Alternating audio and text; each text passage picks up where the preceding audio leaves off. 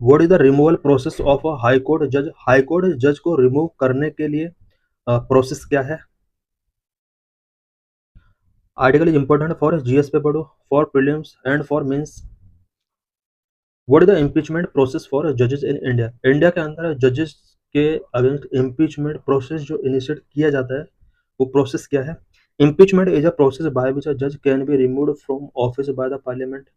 Impeachment एक process है जिसमें पार्लियामेंट के द्वारा किसी भी जज को रिमूव किया जा सकता है। Impeachment is not mentioned in the constitution. Constitution में कहीं भी इम्पीचमेंट मेंशन नहीं किया गया है। द इम्पीचमेंट प्रोसेस फॉर जजेस in India is a crucial mechanism to uphold judicial accountability while preserving the independence of the judiciary. India के अंदर जजेस के लिए इम्पीचमेंट प्रोसेस जुडिशरी की जुडिशियल अकाउंटेबिलिटी को अपहोल्ड करने के लिए एक क्रूशियल मैकेनिज्म है। Constitutional safeguard and grounds for impeachment. Impeachment का कॉन्स्टिट्यूशनल प्रोविजन क्या क्या है? Article 124(4). This article outline the removal process of supreme court जज। सुप्रीम कोर्ट के जजेस को रिमूव करने के लिए आर्टिकल 124(4) के अंदर प्रोविजन किए गए हैं। Article 218 applicable to remove high court जज। हाई कोर्ट के जजेस को रिमूव करने के लिए कॉन्स्टिट्यूशन के अंदर 218 आर्टिकल के अंदर प्रोविजन किए गए हैं।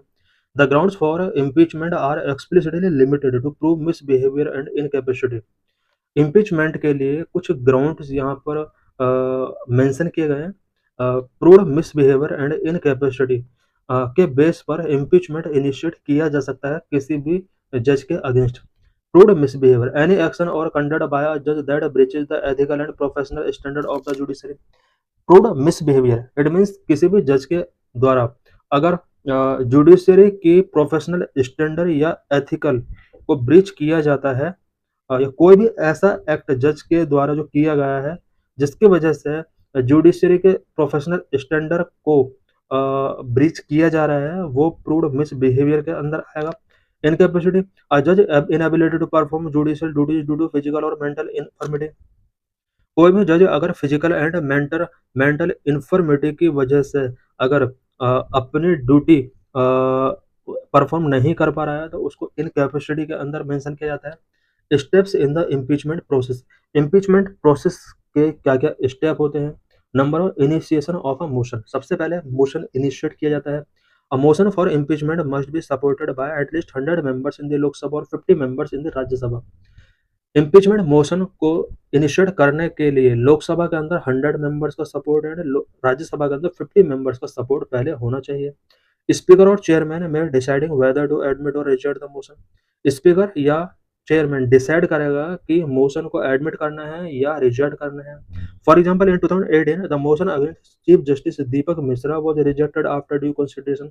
2018 में चीफ जस्टिस दीपक मिश्रा के अगेंस्ट इम्पीचमेंट मोशन इनिशिएट किया गया था बट ड्यू कंसिडरेशन की वजह से इसको रिजेक्ट कर दिया गया था। Formation of an inquiry committee. Upon admission of the motion the speaker of the Lok Sabha और chairman of the Rajya Sabha constitute a 3 member committee.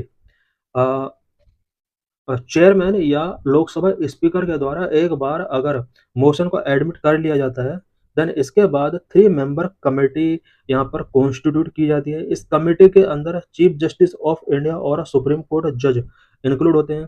Chief justice of a high court और डिस्टिंग्विश्ड जूरिस्ट इसके मेंबर होते हैं। It means जो भी 3 member committee होती है इस कमेटी के अंदर CGI, chief justice of high court and distinguished jurist इसके मेंबर होते हैं। The committee conduct an inquiry into the allegations, gathering evidence and examining witness to determine the validity of a charge। 3 member committee constitute की जाती है। इस committee के द्वारा allegations पर इंक्वायरी की जाती है और उन एलिगेशंस के रिगार्डिंग एविडेंस कलेक्ट किए जाते हैं। विटनेस को एग्जामिन किया जाता है सो दैट चार्जेस की वैलिडिटी को डिटरमाइन किया जा सके। Committee report and parliamentary debate. The committee submit its report to the presiding officer of the house where the motion was introduced. If the judge is found guilty of the alleged misconduct or incapacity, the report is debated in the parliament। 3 member committee अपनी report house के presiding officer के पास submit करती है और ये उस house के presiding officer को ये सबमिट किया जाता है जिस हाउस के अंदर मोशन इंट्रोड्यूस किया गया था। अगर जज गिल्टी फाउंड किया जाता है और कोई मिसकंडक्ट या इनकैपेसिटी से रिलेटेड जो भी एलिगेशंस पुट किए गए थे, उन एलिगेशंस के रिगार्डिंग अगर गिल्टी फाउंड किया जाता है, देन रिपोर्ट को पार्लियामेंट के अंदर डिबेट किया जाता है। Both houses of parliament must approve the motion with a special majority. Parliament के बोथ हाउस के द्वारा इम्पीचमेंट मोशन स्पेशल मेजॉरिटी के साथ पास किया जाना चाहिए। Special majority requiring a majority of the total membership of the house. Special majority के अंदर टोटल हाउस की मेंबरशिप की मेजॉरिटी होनी चाहिए, plus at least two third of the members present and voting. Present and voting member का two third majority भी इसके अंदर इंक्लूड होती है। Final removal by the president. Once the motion is passed in both houses, it shall be presented to the president in the same session in which the motion has been adopted.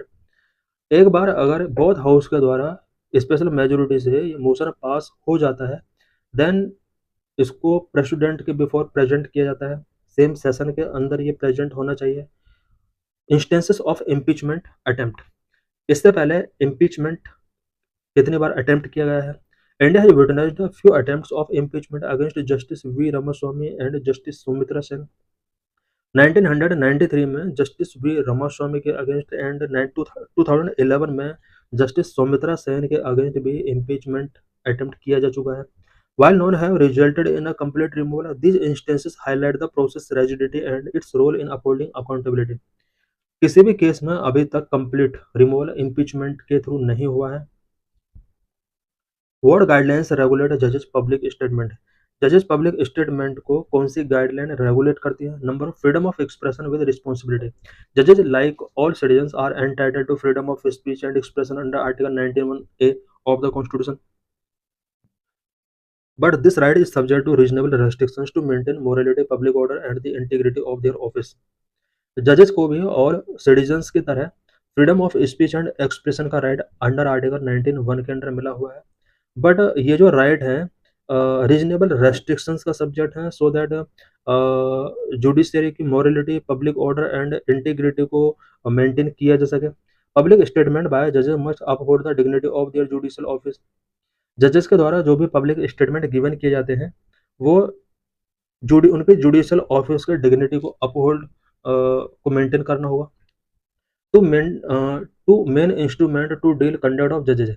जजेस के conduct को deal करने के लिए two main instrument है। Number 1 Bangalore principle of judicial conduct 2002। Number 2 restatement of values of judicial life 1997। Specific guidelines on judicial restraint. Judicial restraint से related क्या क्या स्पेसिफिक गाइडलाइंस है? Non interference in political matter. जजेस should abstain from commenting on political event और policies to avoid being perceived as partisan. जजेस के लिए यहाँ पर ये गाइडलाइन है कि उन्हें किसी भी पॉलिटिकल इवेंट में पार्ट टेकिंग नहीं करना, ना ही कमेंट करना है। Refraining from prejudice cases.